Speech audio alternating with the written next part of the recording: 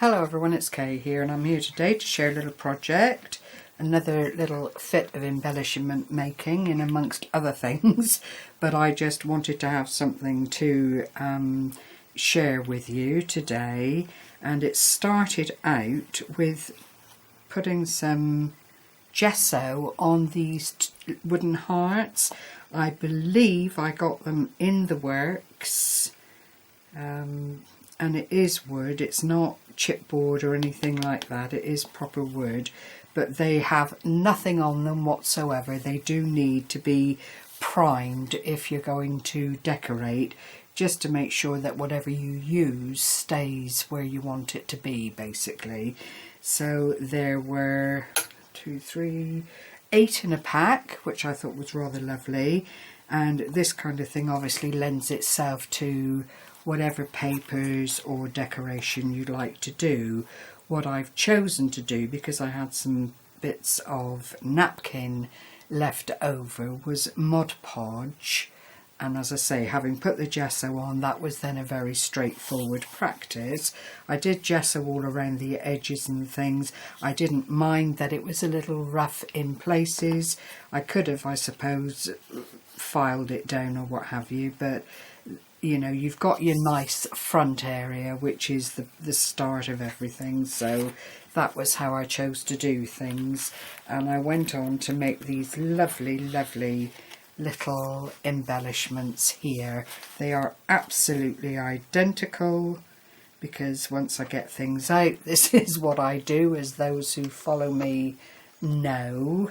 And what I've done is Mod Podged the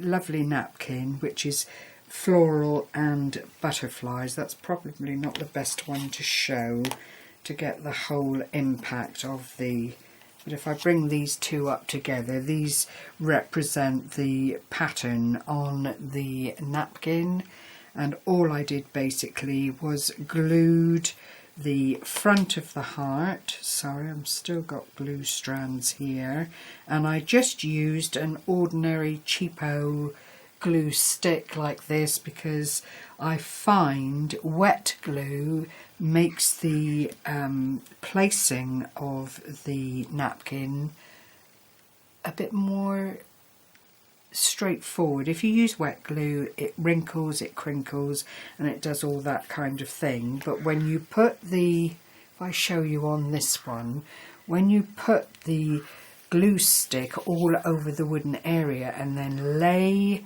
your napkin over the top and then just gently smooth it out, there are no creases, there are no bubbles.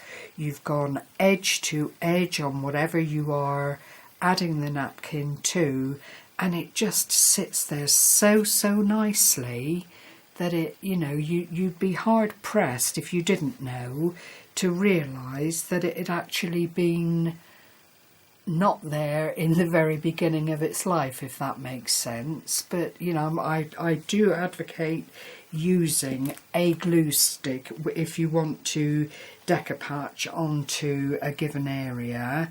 I then made a tiny little stick pin here with a little teardrop pearl on the top, then 3 glass pearls, purple, white and purple. I then printed out the dream sentiment, because I just think it is a little bit dreamy in its own sweet way. Then I used this acrylic flower in the centre to anchor down. This is actually a lace bow.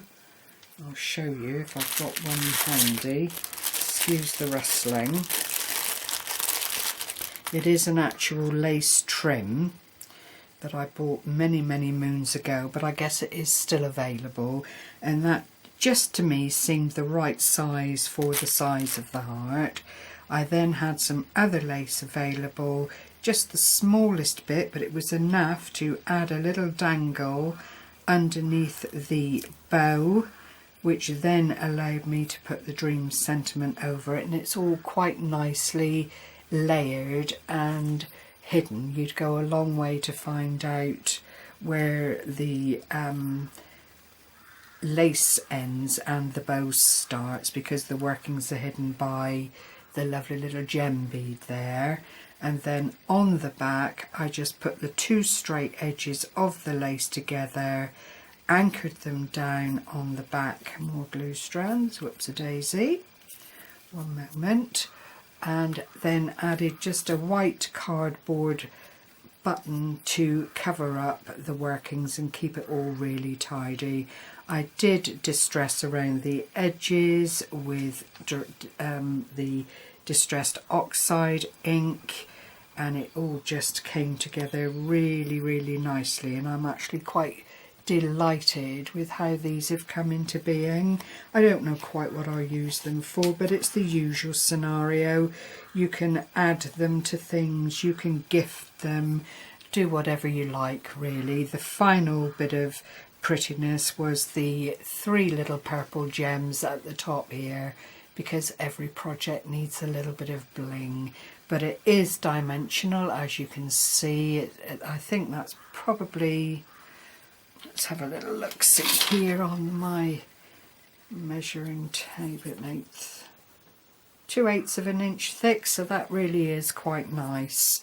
And it is 2.5 inches by almost 3 inches.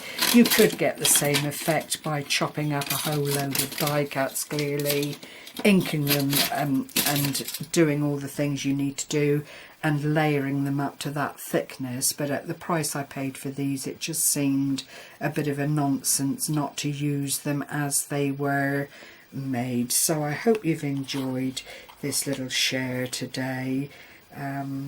Thank you as always to my new subscribers, my old subscribers, and my constant faithfuls, who I always am delighted to see leaving their words of encouragement and really lovely comments. I can't tell you, it is such a lovely thing to be part of the crafting community. So I like to share where I can and support where I can. Thank you very much once again, everyone. Take care. Bye bye for now.